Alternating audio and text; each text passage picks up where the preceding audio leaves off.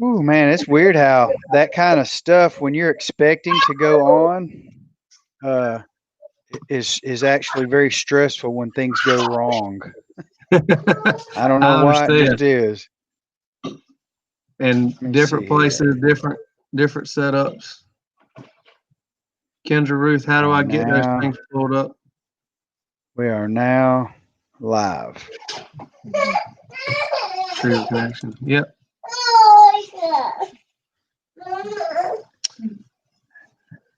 Did you have? Diane, Yep. yes, we have had major technical issues.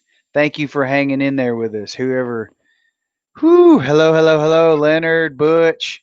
There they are. We had I'm in a remote location or a fairly remote location out at my hunting camp in western Nebraska, and I use a wireless Wi-Fi pod to get me online to stream this, and I'm not making any promises that it's going to have enough juice to get us through a 2 hour or hour and a half session, but we're going to do our best to try and make sure this happens.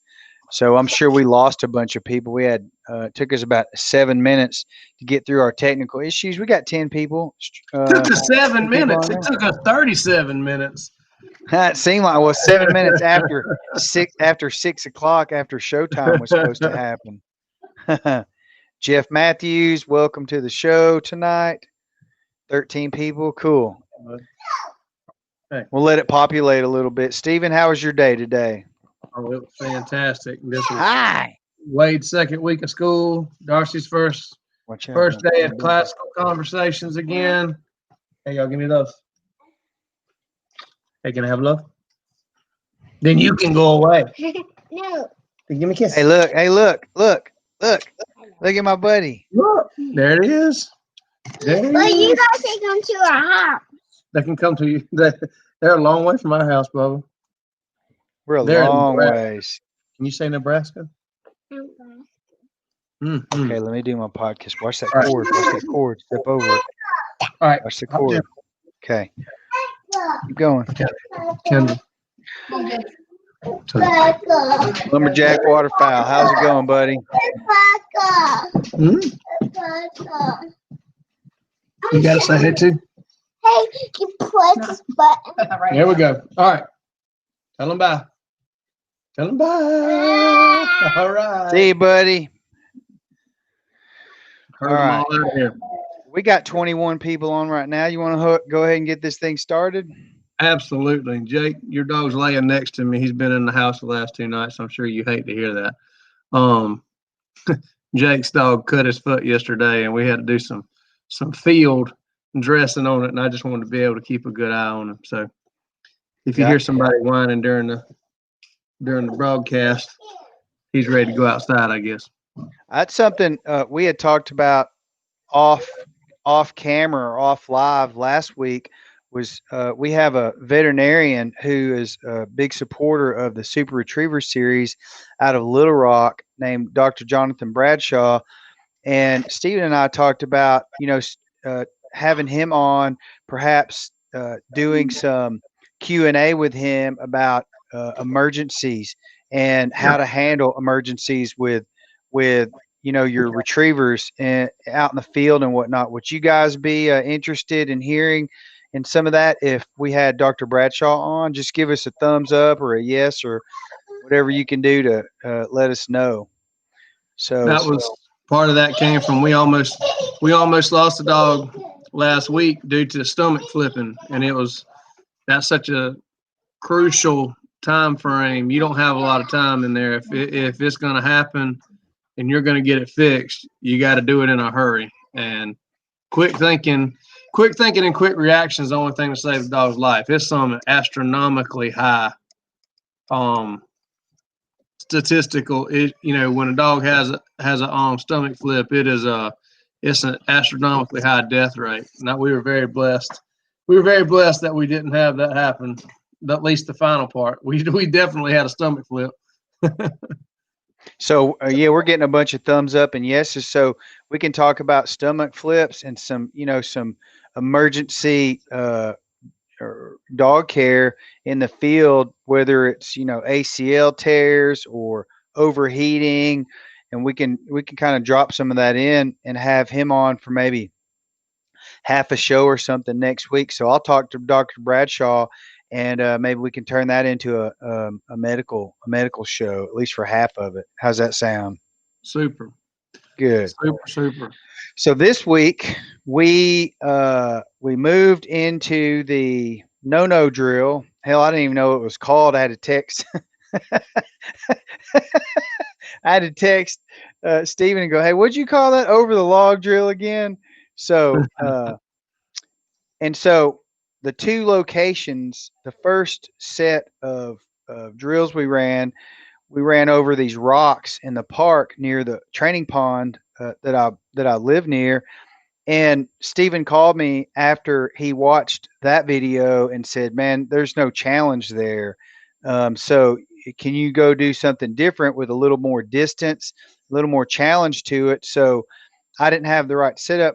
I have a kid named Brandon Fiend, who's a phenomenal young photographer, has moved here. He's my full-time media guide now. So these videos are going to look different. They're going to look a little bit more professional and probably a little more cinematic just because of the way he films. So they're going to look a little different from here on out. But this was his first go around, and hopefully, and he just did it with my iPhone this time. So hopefully you can tell what's going on. He tried to zoom in at the right time and then back out. And this will be in the second series of tests that we ran. So is there anything you want to talk about before we start the first video, Stephen? Are you gonna play your first one, or are you gonna do just the Prairie Rock one? What do you think? Because I feel like I'm all for playing the first one, even though it wasn't as much there as we wanted to. The thing to remember here is that we didn't, I didn't give you a pile of detail in this. I wanted it to be green. I wanted it to be a first time affair. I didn't want you to have too much preparation on it. So I do want to show the first one. The one thing I don't have going forward on this, Jake, and I don't know how easy this would be for you to do. If you've got a picture of the setup, or if you could just freeze frame and email that to me so I can open it up in Paint, that would be a great. You want me to email it to you? I think I can handle that. If not, I will call in the curly haired wonder and let her fix it. Okay, I'm gonna. But the essence of this drill you captured to start with, but it was just it was too easy on your first setup. It was too, for lack of a better way of putting it, it was too black and white, and Tanner was taking to it really well. But we need to see a little bit of productive struggle. But there were some things that I wanted to address in that first video. So outside of that, I fully intended, guys, to get him to go ahead and send me a picture before 8 o'clock. But as he said, either we couldn't hear each other, or I could hear Jake and he couldn't hear me, or vice versa. It was exceedingly frustrating there for a little while. But technology is not my strong suit. I will go ahead and tell you. You know what? Okay, I just emailed it to you. But I could actually bring the photo up on my end. Are you going to draw on it, or do you just want to show? That was the whole point of it. Is I wanted to be able to draw as we went. Okay, it just showed it went through to your email, Stephen. So you can either check it or Kendra can. And I'm working on it right now. I think this is again. Yeah, I'm gonna get. Hey, Kendra. So while we're waiting, rather than stall, I will tell you that, as simple as this first round was, I was definitely confused about a couple of things that maybe I should wait until we play the video. But I was definitely, well, when on the return, when he's looping again, and instead of stopping him, I didn't know if I should stop him and cast him over and then bring him back over the middle rock, or if I should just let him do what he's going to do. And you'll see in the second series at the Prairie Rock video that he actually went around the left side, the left end of the log, and I stopped him, and I literally stalled and froze like I was on stage in front of 100,000 people, and I locked up because I didn't know what to do. So I stopped, and he just came back to me, and then I just ran the next one. So there's definitely going to be some some things we can cover that are going to be very helpful. Okay, Kendra's about got it all sent around. Give me 2 more seconds. She had slipped outside on me. I thought she was in the back. I guess she had little man outside. Oh, puppies. Taking care of puppies. Right there. Super. Can you open that in Paint? Right. Play with. Open with. Paint. Super. Kendra to the rescue. She's always to the rescue. Now, for one other thing. Okay, I got it in Paint now. How do I share the screen with you? Ha! Figuring it out. As soon as it comes up, I'll share it. That's what we got to do, right? That's it right there. Application window. There we go. There it comes. Oh, upgrade. What are you talking about? Oh, no.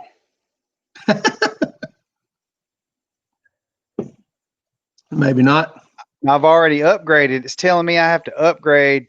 I have to upgrade to Standard Plus to show this in stream. And I paid $360 a few weeks ago to upgrade. So, hang on 1 second. This is not right. Can you see my screen? You just can't share it? I can see it in show and stream. Gift screen sharing is available on Standard Plus package. Should share a Google Drive. I don't know what to do because it's saying show and stream. It's saying to upgrade. It's another $340 for me to do that, and I've already done that once. Dadgummit. Sorry, folks. That's okay. We can make it happen without it. It was just. I think we may have to. I mean, I'm hoping we can. Let me see if we can put. Yeah, the video pops up. Let me see if I can put that show and stream. Nope. So let me try this. Okay. I'm gonna take it away. Do one more thing, guys. Sorry about the delay. We haven't lost. We've actually gained 4 people. Maybe we should stall every show. I'm just gonna pop it up on my end so that.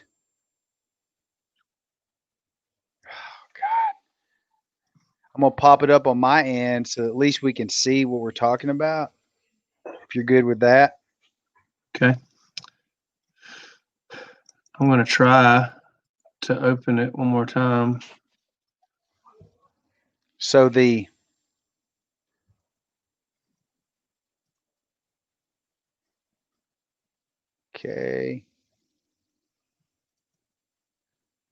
almost there. Sorry, folks.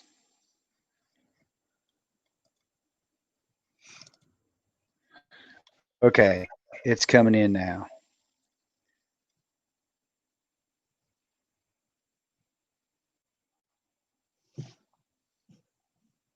Hey. Okay, bottom right-hand corner is the photo, and the bottom left-hand corner is the video. Super. All right, play that video for something else. Okay. Goes wrong. And Mr. Andy, doing the whiteboard and sketching is not nearly as beneficial if we get this working, I assure you. Now, so there's your looping, right? Well, I don't know. It's not playing on my end. Did it play? Yeah, it was. It played, and you just paused it when he's almost back to you. Now, did he see you plant these bumpers the first time? He did. Well, I mean, I walked past it and dropped them and then walked over to the line. Okay. So when he started doing well, did you have no latitude to back up at all? I did. And so the second run at this, I started out short because I felt like I needed to because I didn't know what I was doing. And I wanted to make sure that I got a few of them right. And then I backed up about 10 yards and did it again. So the Okay. second series to this, the second set of no-nos after this first 6 bumpers, I backed up 10 yards and did it again. Okay. What I Is it remember about this, paused? no, it's playing. He's about to pick up the Okay. last bumper right now. And you I stopped can't him. even see it on my end. Well, I can see it great, and I'm assuming everybody else can too. If I'm seeing it. Now it just paused. It stopped when you had him sitting in the dead center. He was picked up the last bumper. Now it's coming on in, and he just crossed. Okay, I think there's one more bumper. Okay. You're acting like it. Yeah, this is the last one. Okay. And that's where he ran around, and you didn't know what to do. Okay, this is the last. Yeah, so you one stopped him, you walked him over there, you left him, walked back over. Now you're gonna call him to you.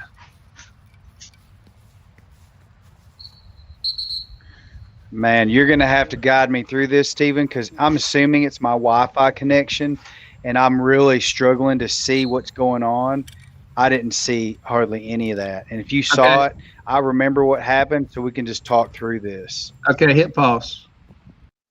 Because what you just did is he had a very productive session as far as there was no issues with it at all.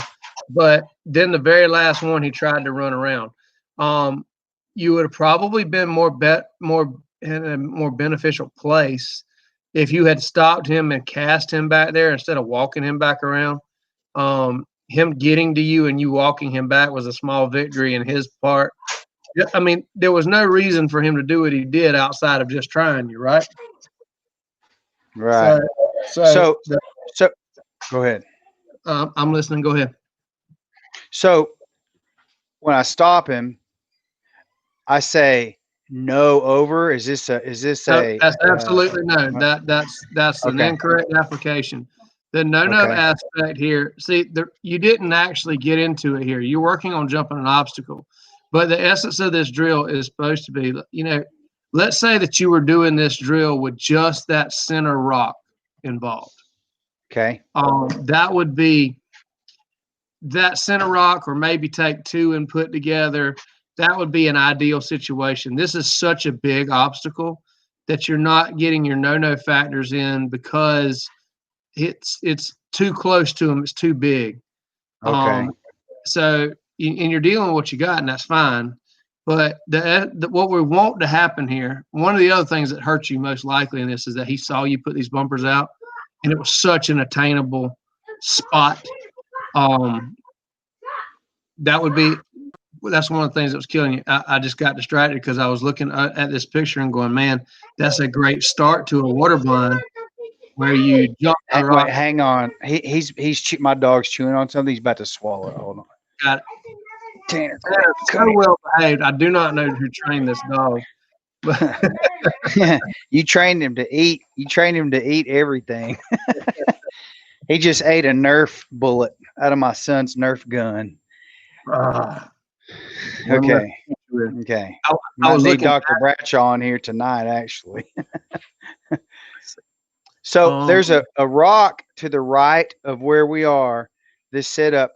There's a rock that's about the size of the middle rock, but as tall as the rock on the right.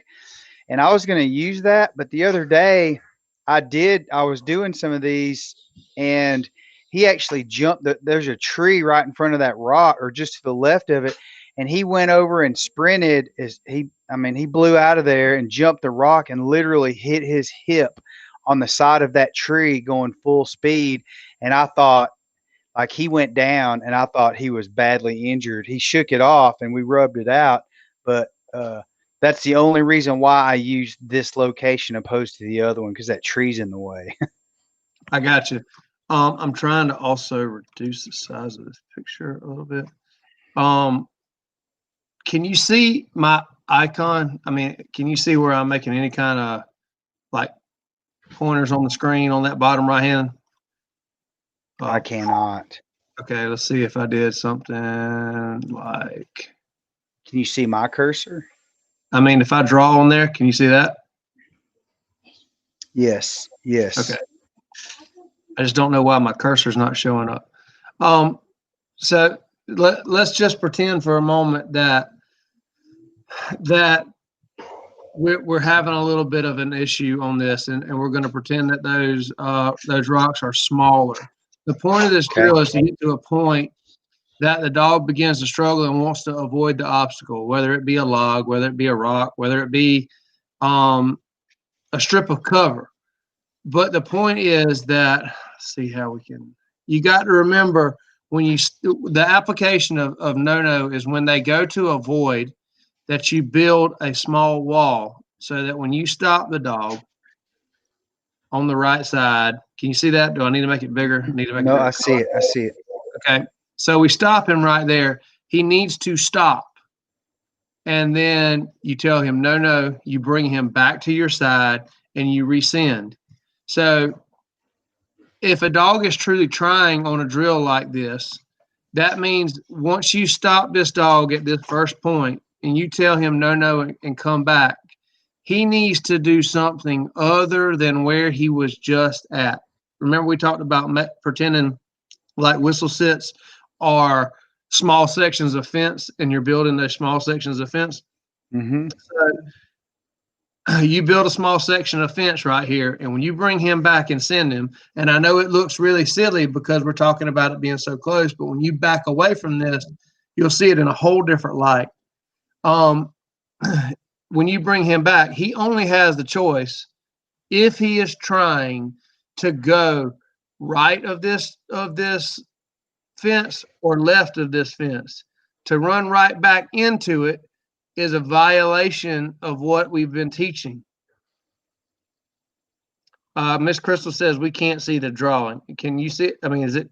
I can, but you can't see it on the screen. I can see it in my little strip of but when I click on the tab that says show and stream, it says I have to upgrade. I'm guessing the reason why is because I fired up my laptop because I'm in a remote location, and the whole program has been running on one of my iMacs at home, a desktop, and so I think there's some kind of a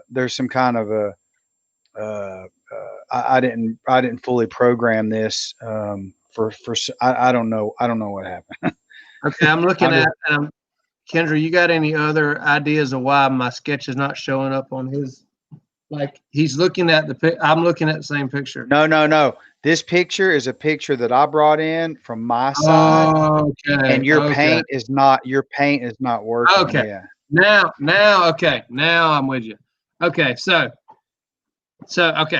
let's just say he runs to the right. You get a stop at the edge of the rocks, and you've got a little small fence built right there. When you bring him back and you tell him to go again, when you tell him to leave, he's got to go left or right of that fence. If he runs right back to the same spot, that is a total violation of all his basic training, because what we're asking him to do is do something different. Modify your behavior, because a whistle set is pressure, right? Even if there's no collar pressure involved with it. A whistle set tells the dog, is telling the dog, hey, I want you to do something different than what you just did.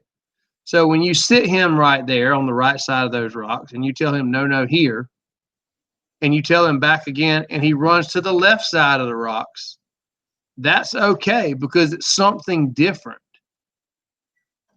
Typically what happens is that you build a wall on the right side, and then you build a wall on the left side, and then either the dog has a tendency to run directly over the obstacle, run between the walls that you built, or run outside of them. Mm-hmm. So you'll either see when you build a wall on the right through a whistle set, and you build a wall on the left through a whistle set, and you bring the dog back and say back again, typically they're either going to run right over the obstacle, or they're going to totally flare and go way wide. And that is in their mind, them running outside of those invisible walls that you built. Does that make sense? Yes, for sure. So the whole essence of NoNo here is that when they do something wrong, you stop, NoNo, here, and ask them, and you want them to start seeking to look to do something differently. And that's going to be the big thing that you're looking for is do something different than what happened before. And when they keep doing the wrong thing, that's obviously what we're trying to get them out of. What we're trying to get out of here is to derive at a mindset that allows the dog to think without worrying, to say, okay, that wasn't correct. Let me try something different, not just do the wrong thing at a higher speed. And that's what you'll see if dogs get frustrated when they're doing something wrong and they're perpetuating that wrong behavior. They'll just do it. They'll do the wrong thing over time and time again, and they'll just run faster and faster and faster, like they're not doing it with a great enough sense of urgency, rather than we're saying, hey, let's just let's do something different. Let's do a different behavior. So often when I see dogs struggling on this, that they flare right and then they flare left, and then they flare farther right and they flare farther left. A lot of times I will stop and just take just 3 or 4 steps forward. Think of it like wall here, and you're just putting yourself more closer to the invisible barriers, and they're going, oh, I can jump through this thing rather than try to run around it. Because when you're building a wall, and you end up accidentally making them too tight, the dog will really flare because they feel like, oh my gosh, I can't get through something that tight. Even though there's no physical boundaries there, in a dog's mind, they are. And looks like a keyhole to them. Exactly. Very much so. Very much so. It's really interesting, Stephen, because before we started doing this whole retriever connection thing, I'll be the very first one to admit, and I'm not ashamed to tell you this, that I never even noticed a dog becoming frustrated. Like, I didn't know that my dog was frustrated. I thought it was just me being frustrated. And so now when I watch my dog, I can see. I mean, he looks like he puts his head down and then he looks up, and it's like, it reminds me of me when I was in 8th grade and my teacher would tell me 3 times not to do something. And I'd be like, what am I doing wrong here? And so that's really interesting that, that concept is in play now.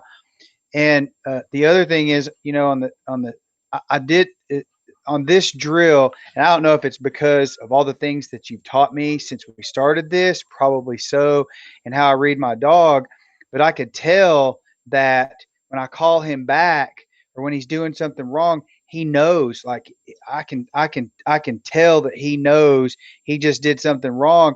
And it's very seldom that Tanner makes the same mistake twice. And like you said, as you were explaining all this, it's very seldom too that he would do the same thing wrong twice.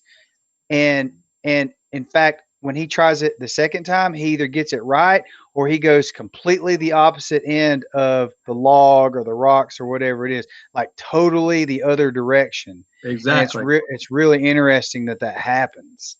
Remember that you said that, a total opposite reaction, because that's going to apply to some other things later on. But what he's showing you there, it might not be the right behavior, but it's at least a problem-solving behavior and going, okay, this wasn't right. Let me try something really different and see if I was way off base.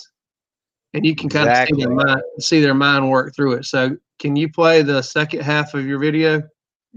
Let's see here. The second half of the same set, right? Yes, sir. That's when you backed up, correct? Yeah, here we go. Okay, so now it's in the bottom right-hand screen. Yep. Okay.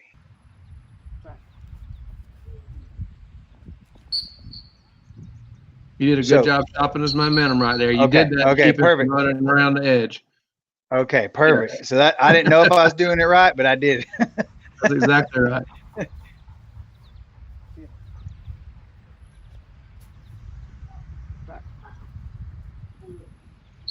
Now, if I remember right, in your first one, and see, that's where See, I would have physically stopped him with a whistle set. I would have cast him back to that location, and I'd have called him right back through it, because that's Okay. nothing but just him being a jackass and trying you. So That was literally me completely not knowing what to do, so I just did exactly. something. And see, and that's a good point to make. You didn't know what to do, but you did. Your default was not pressure. And we've talked about this. You said in the past, once upon a time, you would have been a little more quick-handed, and you just wanted to make sure that the correction was black and white, and that I have no problem with that. Now, when it becomes a habitual behavior and you showed it 2 or 3 times and he's still trying you, it's okay to put a little bit of pressure on that whistle stick and cast him back.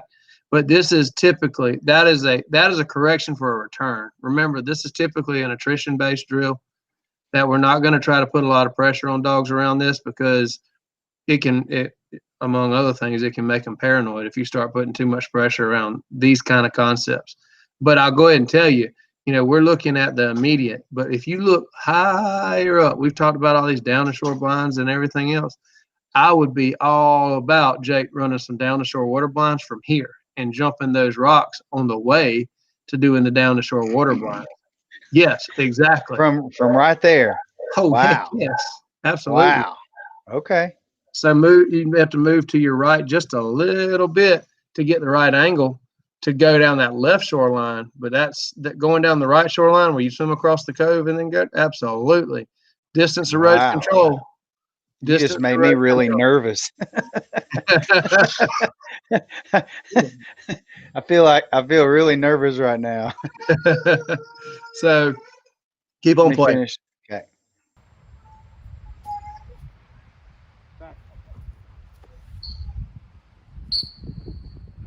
Yeah, sorry I was in the way.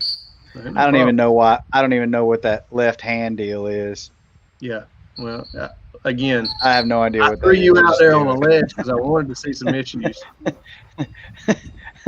So all you got to do is pick up a couple of those rocks and move them, and it'll be perfect, right? Mm-hmm. Yeah. Me and my little 6-year-old boy can move those right out the way. So this was a very non-problematic. It actually, like I said, this lays the foundation for way, way more. I'm looking at some beautiful water blinds from right here, and you can incorporate that NoNo aspect and get them to jump the center of the obstacle. Now, one thing you did do very well here that I'm really big on when I'm teaching these initially. Remember that I said the word initially. I like the fact that you were jumping the center of the obstacle.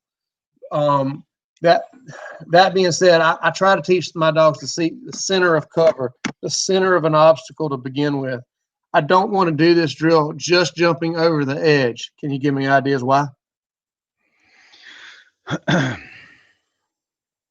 Because the reason why I jumped him in the middle is because I wanted to give him a target in the middle and not give him a chance to do anything to go around the edge.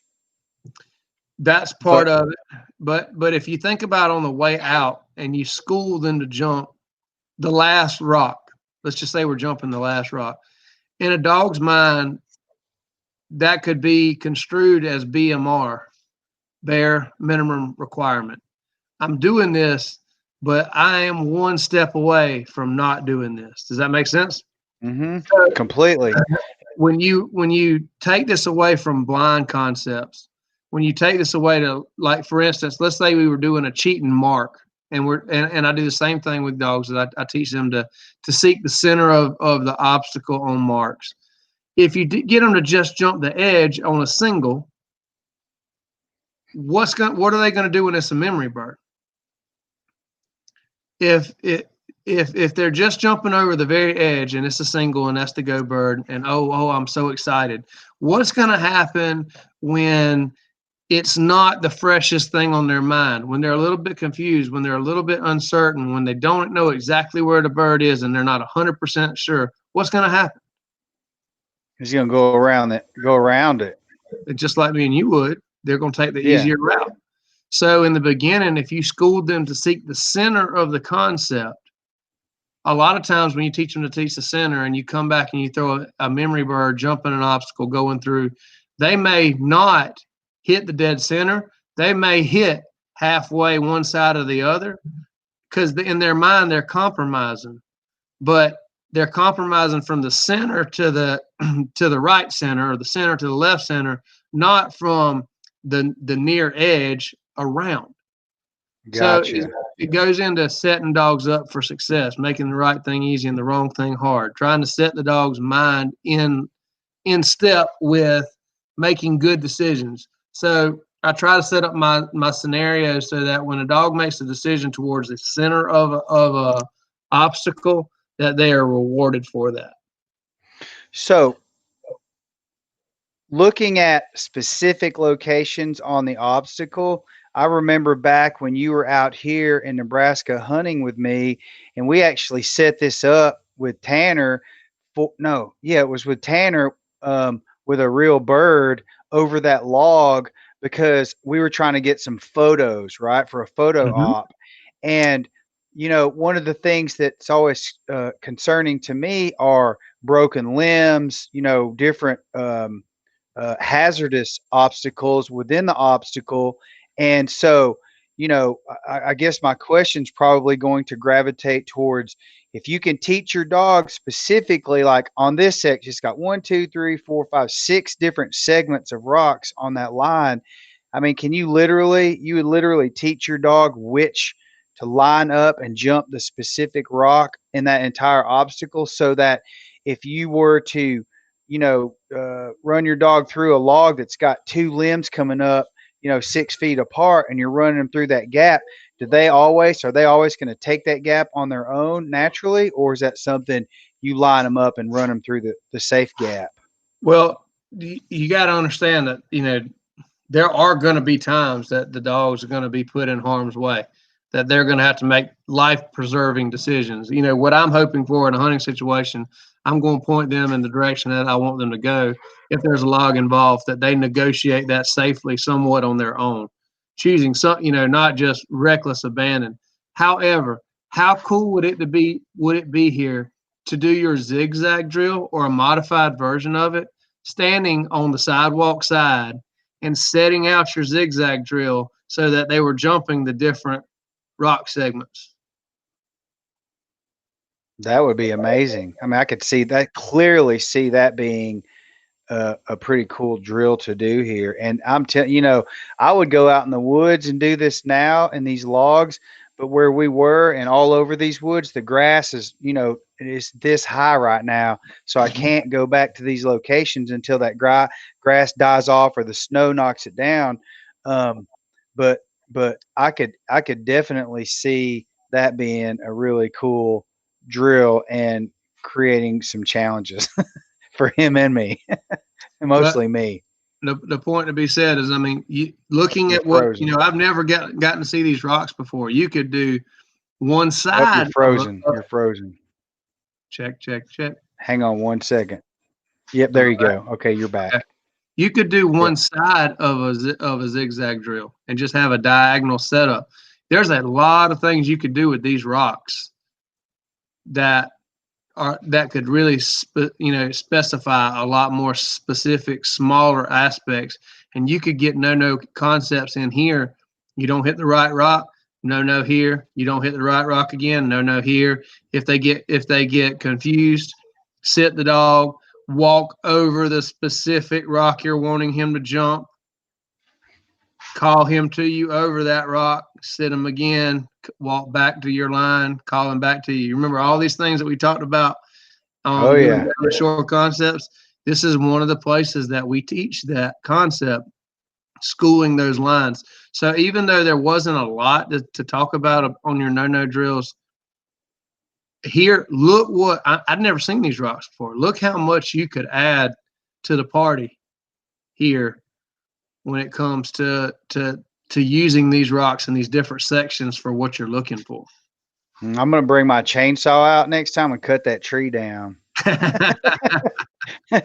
You'll learn how to negotiate it. Yeah. I use old telephone poles. I have a field full of old telephone poles that we've got laid down, that they learn how to negotiate the different angles. We run square across them, and then we start changing our angles, always teaching the dogs to seek the middle first. There's just so many applications of this drill and so many different ways that you can do it. Next week when we're able to sketch again, I'm going to definitely sketch out the wall concept for you a little bit more clearly. But did you finish this part of the video? I think so. Yep, I did. So the other thing I was going to talk about too was how when you first just started describing the NoNo drill to me off live, I was like, well, what can I use as an obstacle? Because I'm in this groomed, suburbia neighborhood. And I remember you telling me, you can use a telephone pole, a log, and all that stuff. But if you don't have something, you talked about one of those tunnels, those kid tunnels that, you can buy, the wire tunnels that collapse and expand. And Exactly. I've got one of those, and I actually thought about doing it just to show that you don't have to be in the woods, out in the country to get to accomplish this drill. And based on what you said, it was very helpful. Understanding you don't have to have natural obstacles to get this done. You can go buy something and place it out there and do the same thing. I've even seen you can use layout blinds. You can even put a layout blind or two out there and just stack them together and you do the same concept that way. So this black screen is the next. This is out in the woods at Prairie Rock Outfitters. I just literally went to a place we call the Boneyard because there's all kinds of cottonwood. I mean, there's so many logs in there. But I found this one to be the best spot for me to start with. So do you want me to play it? Absolutely. Well, is it playing on your screen? I got black screen still. Oh, here we go. There you go. Now hold tight before you send him. Remember, one of the things we talked about here was that I didn't want you to let him see you put him out this time. I wanted it to be. And I did not. I wanted it to be a little bit less black and white. I wanted it to be a little bit more challenging. And I was afraid if he saw you set him out, then you wouldn't have any issues there. So what I did was he was in his crate. He was in his kennel in the back of the pickup. I grabbed a half a dozen bumpers, walked over there and put them out, came back to the truck, got him out, let him air a little bit, and then I brought him to the line and started the drill. Super. And there was more distance on this one. I would say the very first set of drills that we did was about 30 yards. And then we backed up 10 or 15 yards on the second set or halfway through this. Okay, so let me play it. So be ready to pause it again because you're about to see all kind of. All right, that right there. Stop. Okay. All right. Now we talked about how important it is to build walls, and the important thing here, everything was right. You stopped. You said no. Brought him back. However, the dog never stopped. Therefore, where is the wall? How big is it? And how black and white was the correction? I got you. So this is sloppy work. You have to, in these drills, this is very, very important. The dog has to stop, sit down, so that it can have a clear picture of where that little fence is put down. And when you're just blowing the whistle and he's making a big loop and coming back to you, there are so many different violations happening between no sit, no sense of urgency, no clear delineation of where the wall was placed. There are a lot of problems on that recall.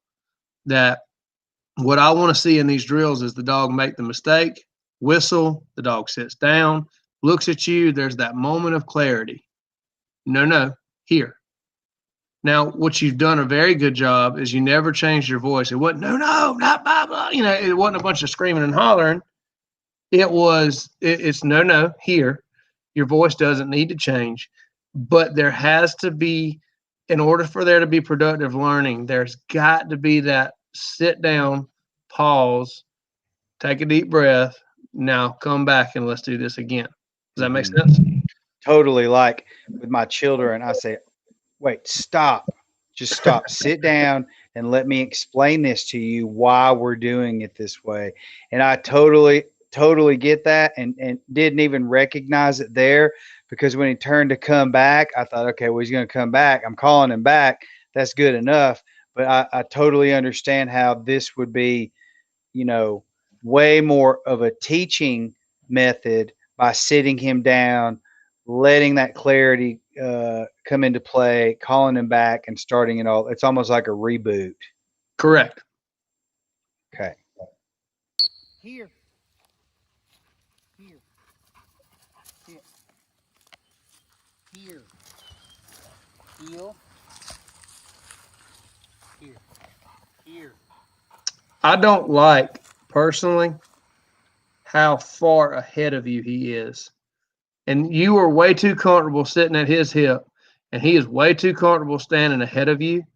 And that's because in his mind, he still thinks he's running the show. Okay, And that's what I thought. And if sometimes you he think creeps it's forward bad a in little a bit. drill, if you think it's bad in a drill, wait till he gets in a hunting situation and you're trying to step on the tip of his tail because he's getting so far out ahead of you. This is partly because he's in a new situation and he's super excited to not be in that super groomed area, that there really could be something out here he's sending me for, something with feathers, something that's got hot blood in it. So that would have been a perfect opportunity to capitalize on some good obedience, getting that sucker, to stand by you, not just get ahead of you like that. Okay. I'm glad you brought that up.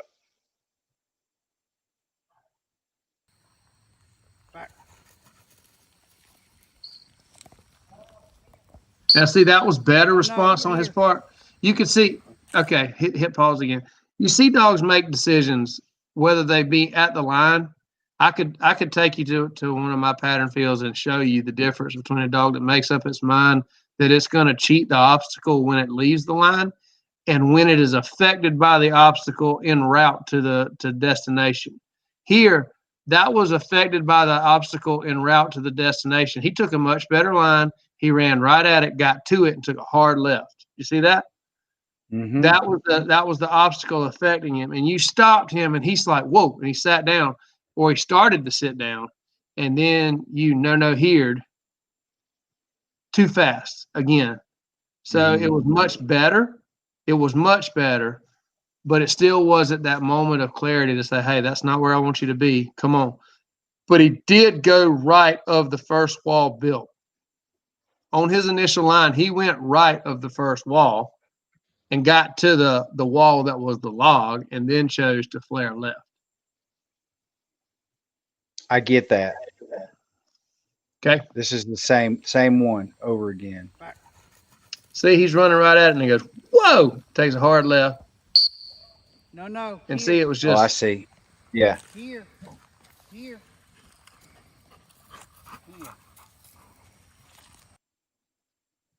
Having some streaming issues now. Hang on. Well, with all the issues we had, I'm very tickled that we've gotten this much in. Again, give it a second to catch up to itself. He's still getting ahead of you at the line. You're getting too relaxed. And too relaxed with him being that far ahead of you. You got to remember, this is not slave to master relationship. This is coach to player. And this is too much of the pro athlete to coach relationship rather than college. This is Terrell Owens. We need some more Nick Saban around here. Yeah, I was gonna say this is Terrell Owens, not Wes Welker. Correct. Okay.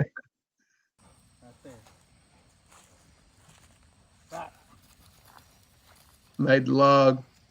It looks like he's jumping right there, but I don't think. No. That was a good whistle. Yeah.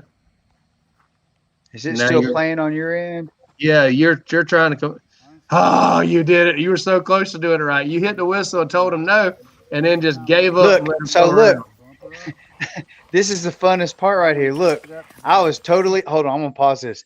When I stopped him, and then that's where I was standing in front of 100,000 people, and I was supposed to give, an inauguration speech, and I didn't know what to say. I literally had no clue what to do right there.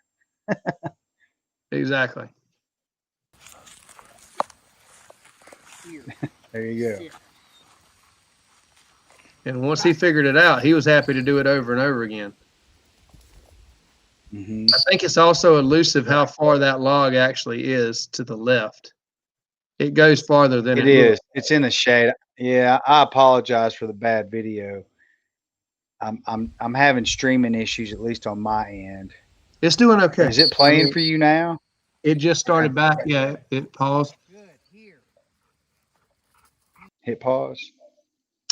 It stopped. Yes. Okay.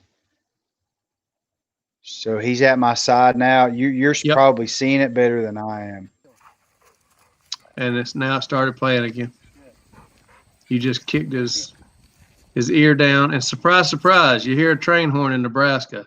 Never see more trains Yeah. moving in Nebraska. My Yeah. gosh. It's paused now. I used to watch deer hunting videos, and when I heard a train, I'd be like, "Yep, they're in Nebraska."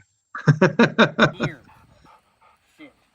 I have no high speed streaming now. Well, it's This doing is all fine. you. You're gonna have to go. Okay. Well, and see, he's figured this out. At this point, you need to either be moving back or, again, backing up to 10 more yards. The other side of this too is, and I know you're dealing with natural factors, and that's great. A smaller target would be a good idea here. Something that's not quite as long. And he's really, it looks like, only got the opportunity to try to run around the left side. It looks like the right side's pretty long and it elevates some. So he doesn't have much opportunity to try to shuck it right. But these were both really good first kicks at the can for what we're talking about doing. I just, especially looking back to your first video and looking at these rocks and looking at how they are in proximity to the pond, it makes me wonder how much I haven't seen and how much you haven't envisioned of what you could do. Because Oh, dude, it's a white piece of paper to me, man.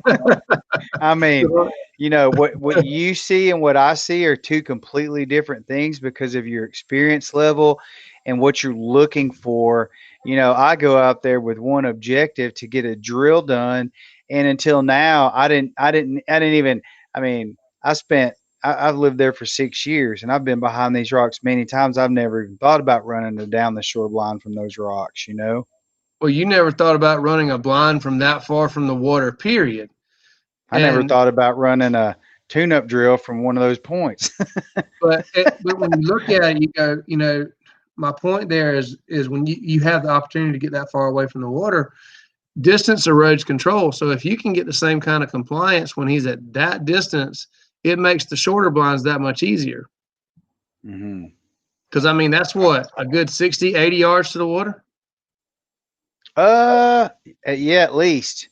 I would say 225 to 265. Yeah, it's probably about 75 to 80 yards to the water. Yeah. That's you would be crazy when you saw me pull up to the train at that pond, and I'm not anywhere near the water. I'm staying back because I know my dogs are going to get in early. I know that. I'm going to back away from it and give them the opportunity to run around and make it a little bit more difficult. I think that's one of the things that I don't do enough of when I set these drills up is set them up for failure to teach opposed to setting them up to make it right, early on the first time. And I think I'm looking at it probably differently than I should. Well, and the other thing to remember, there's a difference between training and exercising. If you're not having some kind of productive struggle, you're not training. Mm-hmm. You're just exercising. So if there's not some element of correction somewhere, some element of, and I don't mean just physical correction, I mean correcting the lines, refining the aspects. This is the kind of stuff that makes Mike Gibson so good, is because he takes these drills and drills these dogs to death. He may not be training in the field every day, but he's taking the opportunity to train at lunch in the park, just like what you've got. He goes and trains in the park, and he's got all these regimented drills that he has found works for him, works for developing his dogs, and he works them every day. And that's one of the things that makes his dogs so solid, and the communication level so strong between he and his dogs, is that they understand this stuff. That's not just their first time ever trying to jump an obstacle. When they're lining up for something, whether it be an obstacle, a keyhole, a slot, whatever he's looking for, his dogs have been drilled on it exponentially. You know, if you look over your left shoulder in your picture again, I see a really good keyhole between two small oak trees that would run you past the water. And so you run a double blind and step to the right, jump the rocks, go through the keyhole of the hardwood trees, then come back and jump the rocks and make him go down the shore in the water. Do you see how that double blind can greatly affect that dog? You know, you run past the water and he goes, man, that was great. And then you go running into the water and he goes, you know, either the dog's going to struggle running past the water because they're trying to get in, or they're going to be happy about running past the water and they're going to struggle on the blind that they have to be in. That's a really balanced concept where you're saying, is the dog comfortable being out? Is it comfortable getting in? And I'll go ahead and tell you that you get to these distances and start challenging Tanner, and you'll see Tanner make a lot less schooled decisions than when you're standing really close to the edge, because he's going to feel like he's far enough away from you that he can take total control, and it'll really give you the opportunity to actually start gaining some influence. That is super interesting to me, because the interpretation I'm getting out of that is, you know, as you move gravitate towards your theory, distance erodes control. Then once you gain control at distance, then his mentality goes, well, I can't get away with this even at this distance. So I got to do this. I got to do this right. I mean, his head stays screwed on tight all the way through the drill, even at long distances. Now That's you're something getting I'm looking. Yeah, and that's what I'm really looking forward to getting to that point. I don't think Back up. the question that T-Mac asked, does the trees in the background have any effect on the drill? I don't think in this case it did. I think that Tanner was, if you were there and you saw this place, these are not super thick trees. You know, it's very open underneath, so it wouldn't have been nearly as intimidating as it looked. Mm-hmm. That's exactly right.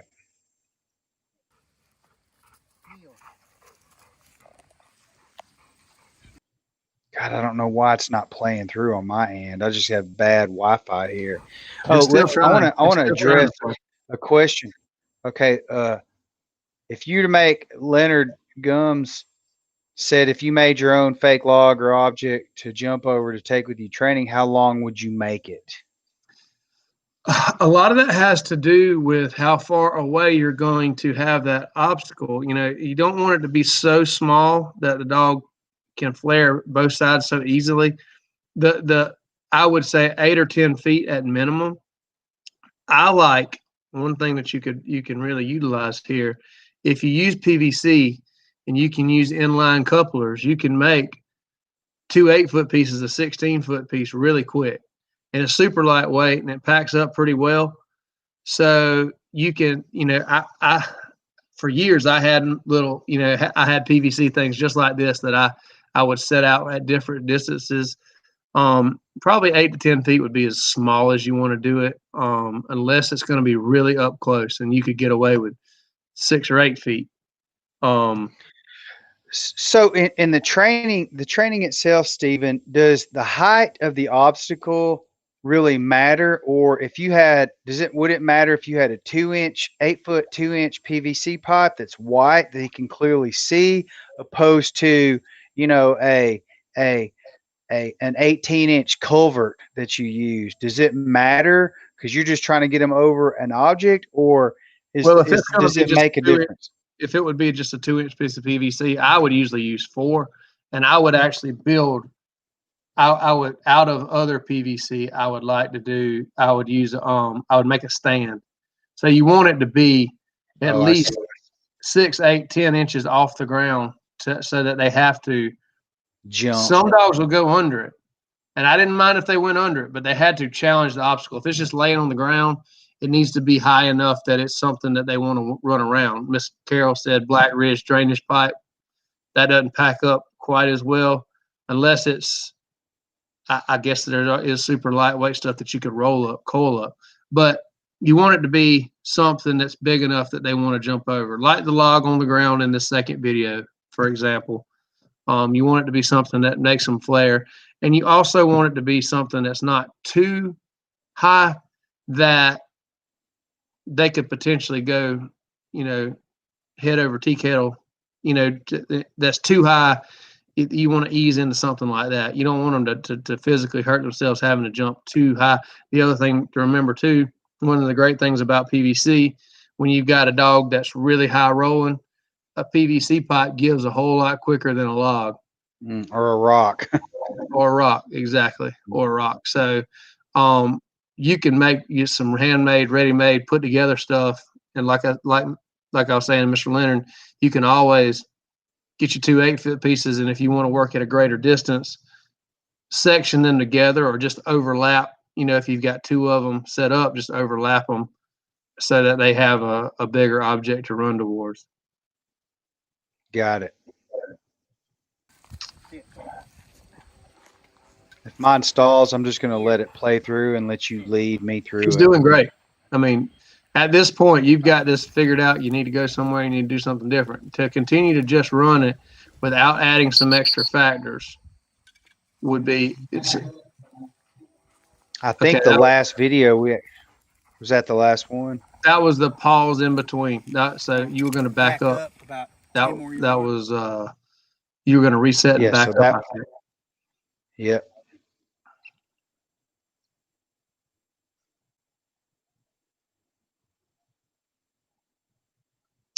Since Tanner is further along in training, how do you slow him down without making him hesitant as opposed to be obedient? I'm not 100% sure the extent of that question. I mean, since Tanner is further along in training, how do you slow him down without making him hesitant as opposed to be obedient? I think to answer your question, Diane, it's probably more just that discipline, stopping him, letting that clarity come to mind. I mean, slowing him down on the send is probably, and I'm not going to be able to accomplish that, nor do I want to, but I think it's really more about just making sure that I stop him, let that clarity come into play, and then send him or cast him or whatever it is, so that it's methodically done. Stop, period. Correct. Over, period. Back or here, period. Right? Yep. Stop, period. No, period. Come here. With a dog like Tanner, especially if they're struggling a little bit, I almost like to see them get a little bit hesitant for a moment, because that shows that they're actually trying to compute and just do something different other than just blowing out of there like that's his natural way to do. So when what you're saying is he's actually saying, wait a minute, I'm confused. What do I do, Jake? Yep. And when I guess the better way to say it, and this is not something I'm advocating you do. This is me reading advanced concepts. When I have a dog like Tanner that is totally independent, when I see him a little bit uncertain of himself or his situation, I count that as a learning opportunity, because he's actually trying to see things a different way rather than just trying to look through Tanner's eyes. Makes sense. All right, you ready? Mm-hmm. So we're 15 yards back. And see, when I see a dog start doing like what he's doing, you were 15 yards farther back. He gave you no issue, right? When he picks up, I'll start walking away from him and let him catch me walking away. And when he catches me, I'll spin back around and send again. I will try to see how far away I can get before he finally Sit. tries to veer around. I got you. While Don't after get- you send him, Back. No, no, no. As soon as he picks No, up, no. see again. There's no wall. You understand what I'm saying? No. yeah, Or yeah, I even do totally, totally. Or even worse, he gets a wall that's built in front of that log instead on the outside of it. Here. Here. Sit. Where you choose to do your whistle sits, whether it be Back. close up front or out at the end of the log No, itself, no. that was a much closer opportunity for a good correction. No, I totally understand what you're saying now. I didn't know any better, but I totally get it now. Like sit, whistle, sit, give him a second. No, no. No, give him a second. Here. Correct. But my point is, if you stop him at 10 feet or at 30 yards, that's different. No, no. A 10-foot, if you think about that 4-foot, whatever, 6-foot pre-made section of fence, if you stop him at 10 foot and put it there, that's a much larger wall to him than when it's farther away from him. And where you choose Yeah. to sit your dog and where you choose to build these walls, I usually start at the edge of the object Here. and move my walls. Every time they violate, I move my walls closer to me. There we go. There, that was great. See, this is where you got to say, is Tanner doing this because of or in spite of the training? He's getting the concept, but it wasn't because it was made really super black and white as far as where you didn't want him to go.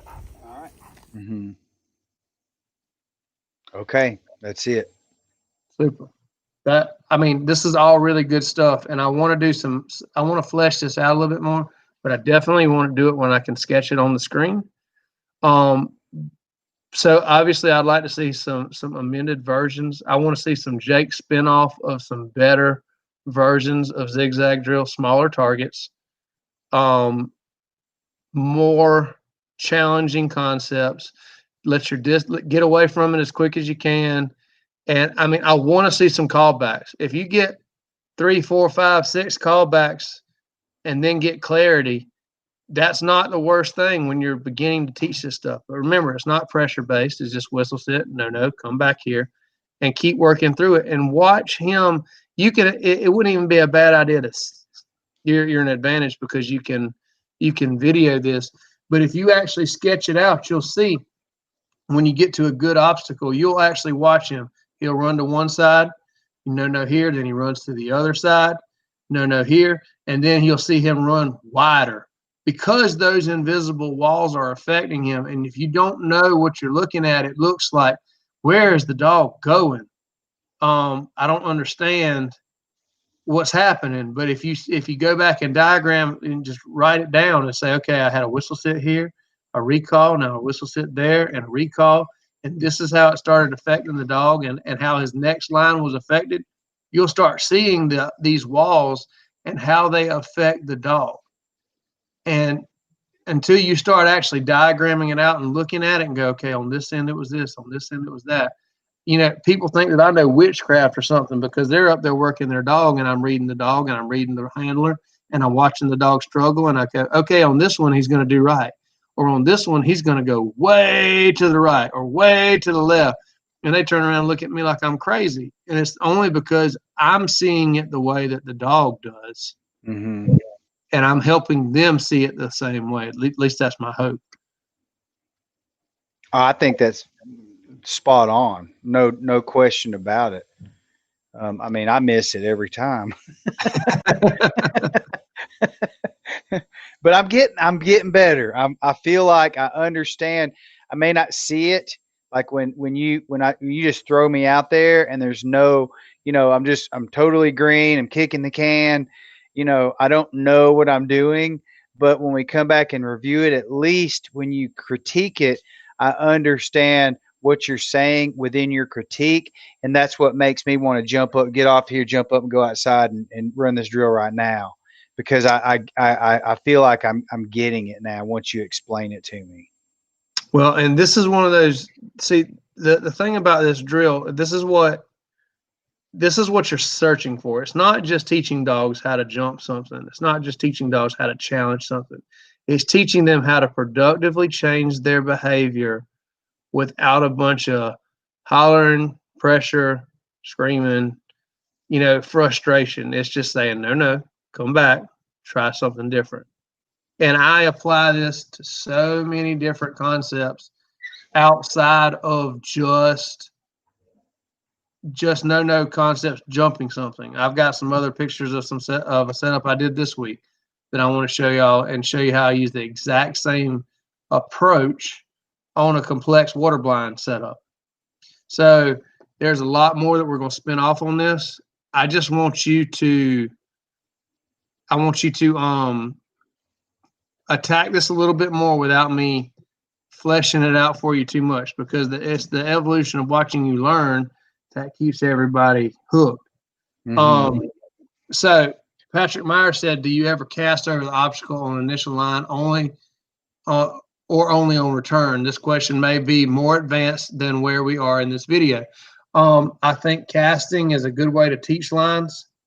But it's again, if you're stopping and casting all the time, you got to ask yourself, is the dog making its mind up to cheat from the line and then being corrected in the field? Or am I using this casting as an extent to solidify what I'm teaching? For instance, one of my guys that we were training between SRSs a couple weeks ago, his dog would take an initial line and jump the log every time. And we're talking about a cross tie width, in case y'all are wondering how wide it was. He would jump the cross tie every time, but he wouldn't cast over it at all. He would never cast. He would only take it from line from his side. So rather than doing this drill with sending from my side and stopping, I started the drill from in front of me, from remote, and actually did the same concepts based around casting rather than holding an initial line off from my side. That question actually reminds me of some past SRS Crown championships where they were long marks. I remember one specifically in Huntsville on a really long mark on a land series where, the log was literally 300 yards away and they had to cross the log to pick up the mark. And I remember, when dogs would be offline, you would make one cast, an angle back or whatever to get them across that log. And that's what that question reminded me of, was one of those series in an SRS in Huntsville. I tell you, I mean, and you're thinking, wow, he took a cast and went over the log, and I'm thinking, dadgum, you sorry dog, you're trying to run around. Yeah, exactly. You knew that log was there, and you knew you were supposed to go across it, and you ran around it anyway. That's exactly right. You're doing wow, and I'm going to kill you. And then you cast them across the log. They pick the bird up, and they come back and they run around the log, coming back, and then you got to cast them back and bring them back across the log again. They're just trying. They're just being dogs. Can't blame them for that. So my objective for next week would be, I'm literally tomorrow morning, I'm going to get up, and maybe even tonight, I still have an hour of daylight left, is go drag a log out the right length, the right size, into some shorter grass, into an area where we can film this properly. And I actually thought about this while we were talking, is we have 300,000 acres here, and there's all kinds of places for us to train. And I'm going to be spending more time here, especially from now to the end of probably January into February. And I should literally set some things up and build some training ground for myself, even for next summer, because we have so many a variety of environments here to train in, and this is where we hunt and do our real deal. I'm going to start doing that while I'm here. It triggered a mindset for me here, a creative spark. One thing that may help you as well, that could add to some interesting looks here, and I'm sure you don't have it with you, but maybe going forward, it wouldn't be a bad idea to record this from above with a drone as well. So you can see the proximity to the log that you stop, where you build those walls. I'm telling you, we could do some cool stuff with that. Yeah. Leonard I'm gonna Gomes have says, Brandon. I'm gonna have Brandon stand on my tailgate or stand on the gunner kennel in the back of my truck and film it as high as he can tomorrow because I don't have a drone with me. But I I thought mean, about that. get in one of those big cottonwood trees. That's a young, strapping man. He ought to be Put able to it, climb. yeah, put him in a tree stand. Um, Mr. Leonard said, did I use the NoNo drill to get my dogs to go through the cover in Red Wing, Minnesota? He's referring to they had a big long bird and they had a big strip of cover. It was fairly short cover for the most of the field, and there was this huge strip of cover that goes that the bird landed behind, and it wasn't dead center. It was off center to the left a little bit. And of course, he remembers the one or two of my dogs that did it right. He forgets the other ones that ran around. So to answer your question, Mr. Leonard, partly yes. Remember, this was a marking drill, not a blind running drill. So you're using the same concept. If they run around, tweet no here, or you're stopping, handling through the cover. The thing to remember is when I see a dog try to avoid cover and take less cover, it's just like with water. If you try to take less cover, I'm going to make you do more. So I think it was more of a product of me teaching my dogs to seek the center of cover, not just the edge, because the bird was kind of thrown towards the edge that made dogs want to skirt around it. So that's probably one reason that my dogs were set up for success, was that I teach them to look for the center of that cover more than the edge.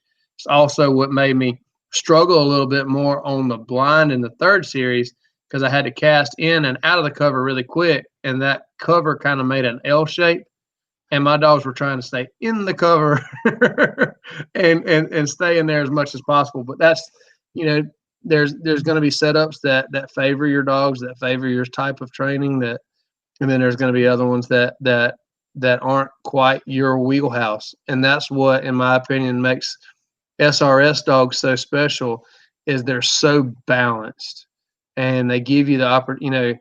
They say that whole thing about every dog has its day, but those dogs that succeed consistently at SRS, it seems like no matter what you throw at them, they have a way of solving their way through it and working their way through it without getting overwhelmed. And that just, to me, is one of the neatest things to watch. Yeah, for those of you on here that have never, whoops, I'm getting some feedback. Does it sound okay to you? It's just on you. Okay. For those of you that have never been to an SRS event, you would behoove yourselves to go to one and watch it, because these dogs have so much to deal with and on both sides of the game. And I enjoy filming it because of that, because there's so many different things it's a hunt test one series, and then it's a field trial the next, and then it's a hybridized, test in between on the next one. So if you've never been to the SRS, definitely put that on your bucket list of things to do. Super. Well, if you got any specific questions, Jake, if you see something, you got a question, shoot me a picture or two. Shoot me a couple of videos. There's going to be some really neat spin-off on this, especially if you can get some elevated views to help people see what's going on here. Definitely gonna set that up for tomorrow, and I'm definitely gonna shoot another NoNo drill tomorrow, probably in the woods here at Prairie Rock. So we'll get something going, and I'll get it to you, and then I'll get it up on my Instagram page. Enjoyed it, guys. Yep. Thank you, guys. Again, thank you for joining us here at the Retriever Connection with Stephen Durrence and Jake Latondras. And until next week, we'll see you then. Appreciate it. See ya.